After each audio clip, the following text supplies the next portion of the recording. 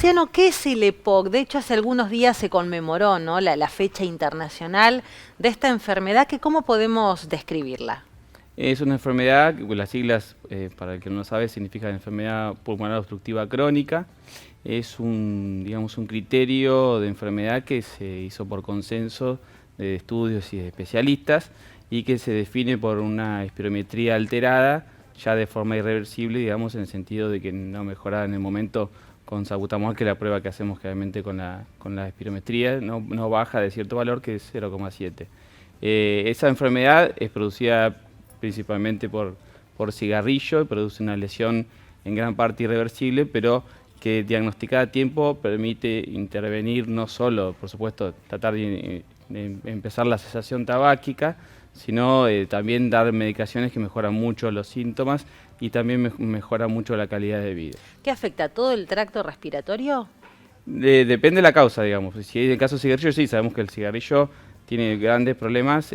Por supuesto, en el paciente con asma empeora mucho los síntomas, pero el paciente aún que previamente era sano produce la enfermedad pulmonar obstructiva crónica y produce otras alteraciones del resto de la vía respiratoria que no solo pueden ser inflamatorias, sino que también que pueden ser cáncer. Es productor de cáncer de boca, de cáncer de laringe y de cáncer pulmonar también. Vos destacabas esto de la detección temprana. ¿Cuál es la sintomatología? Primero que nada, bueno, si la causa más frecuente, que es el fumador, debe concurrir si ha fumado cierta cantidad de años y cierta cantidad de cigarrillos, aun que no tenga síntomas, debe hacerse un estudio, que haya fumado 10 años un paquete por día o la combinación que de 10, digamos, pues 5 años, 2 paquetes, etc. En este caso se considera que es muy significativo, aunque haya dejado de fumar. Yo soy neumólogo infantil, pero bueno, tengo pacientes lamentablemente que se fuman, pero se ven las causas posteriormente.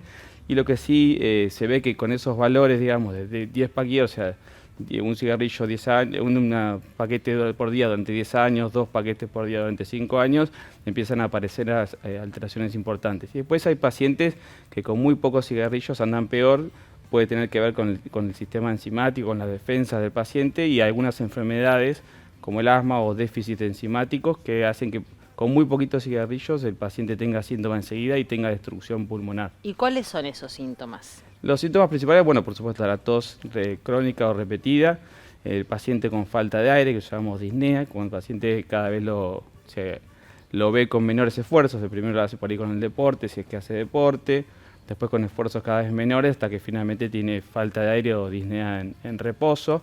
La tos con expectoración, sobre todo la matutina, que es signo en principio de bronquitis, y después puede tener alteraciones porque afecta no solo al pulmón, sino también al corazón. Entonces las alteraciones de este tipo deben ser sospechar, sobre todo si el paciente ha sido fumador, y hay otras causas de EPOC que no son el cigarrillo, como son exposiciones ambientales según la tarea que realice, el trabajo que realice o dónde viva también. ¿Y el tratamiento, que es con algún medicamento específico? Sí, tratamientos hay varios, hay consensos por suerte mundiales que dicen que frente a determinados síntomas y a determinada historia clínica se dan determinados medicamentos y básicamente son corticoides inhalados que se usan como segunda línea, pero hay medicaciones broncodilatadoras, ya sea de acción corta o de acción larga, y lo que se llama antimuscarínico, que disminuyen las secreciones, sobre todo bronquiales. Exposición a cuestiones ambientales, quizás cosas de la infancia, el cigarrillo, ¿son todas acumulaciones que va haciendo el cuerpo? Sí, justamente eso, en los últimos años se han podido hacer estudios prospectivos, que son estudios muy caros, de cohorte, donde se toman a muchos pacientes y se los sigue 30, 40, 50 años, que los resultados recién los estamos viendo ahora, y se ve que el paciente con EPOC, aunque fume o no fume, ya va teniendo algunas alteraciones de muy chiquitito, tiene alguna alteración en los estudios de función pulmonar, de espirometría y otros estudios para más chiquitos, tiene algunas alteraciones enzimáticas, algunos otro tipo de síntomas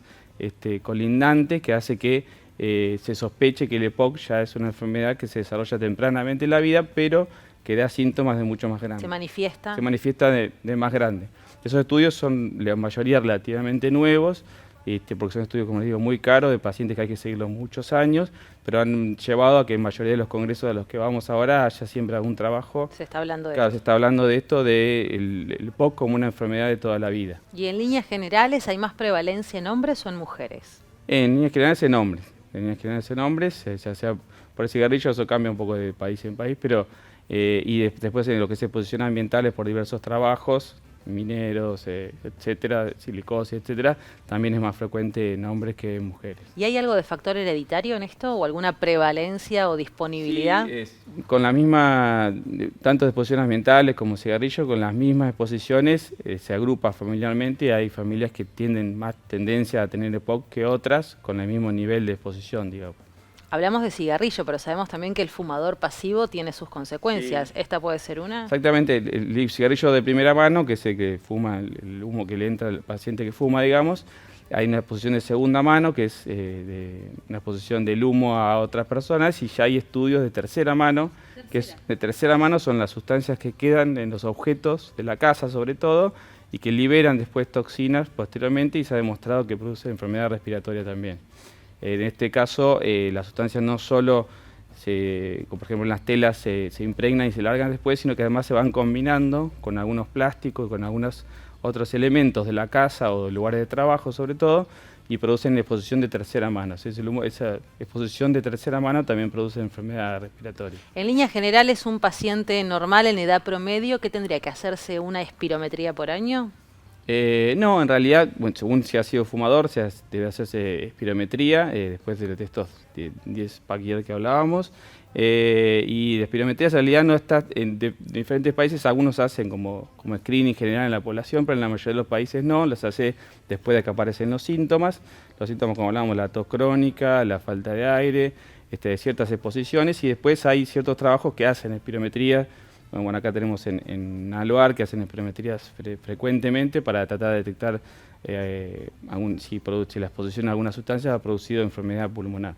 Es un estudio simple, sin embargo, no es tan accesible por ahí a toda la población y requiere una formación del que la hace como para poder interpretarla correctamente. O sea, el equipo no es caro, no gasta insumos, pero sí tiene que haber una persona que sepa hacerla y que lo interprete. Claro, sí. La manipulación del equipo. Sí. En la consulta anual con el clínico quizás charlar un poco estas cosas. Sí, el clínico, que es el primero que ve al paciente, tiene que saber que el paciente con síntomas debe hacerse espirometría y el paciente que ha fumado largamente debe hacerse espirometría, porque bueno, a veces sabemos esto de lo que decimos siempre de los síntomas, que el paciente puede tratar de no decir los síntomas, o por ahí el paciente hace muy pocos esfuerzos durante el día y no se da cuenta que tiene una afectación porque no hace ningún tipo de esfuerzo.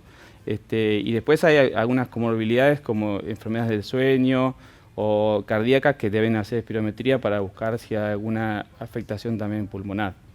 EPOC, gracias por la visita. No, gracias a ustedes.